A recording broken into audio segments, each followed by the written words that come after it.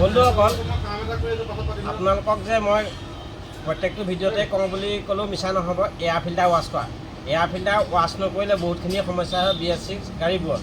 আৰু যিহেতু বলেৰ' গাড়ীবোৰত বেছি, যিহেতু এনাইলত চলে, যিসকলে এনাইলত গাড়ী চলি থাকে তেখেতসকলে এয়াৰ ফিল্টাৰৰ ওপৰত মালিকসকলেও গুৰুত্ব দিব আৰু ড্ৰাইভাৰসকলেও দিব। এয়াৰ ফিল্টাৰ জাম হোৱাৰ কাৰণে ইজিয়াৰটো জাম হয়। এতিয়াতো বহুত জাম আছে, ইজিয়াৰ টোটেল বডি জাম আছে।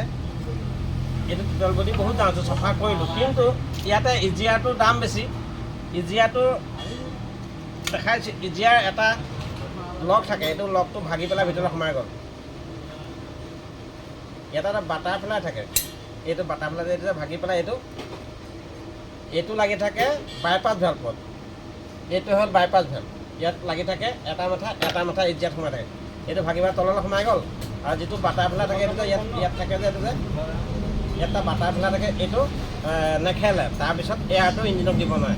এতিয়া আমি ইয়াক ৱেল্ডিং কৰিছিলাম, ইয়াক নতুন নাই লগাওঁ। মই যিহেতু ৰিপেয়াৰিং কৰোঁ বুলি আগতেও কৈছোঁ, আজিও কৈছোঁ, ইয়াক এইটো যে আছে এয়াৰ যোৱাৰ কাৰণে ইয়াক ইঞ্জিন টেক মাৰি পেলাই ৱেল্ডিং কৰি চলাই দিম।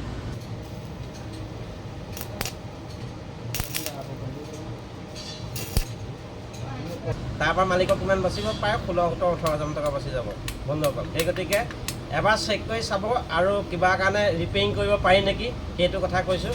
আৰু 15খন পেজটো যদি এতিয়াও ফ'ল' কৰা নাই, ফ'ল' কৰি ল'ব এনেকুৱা ভিডিঅ'বোৰ পাবৰ কাৰণে। ধন্যবাদ। জয় আহোম।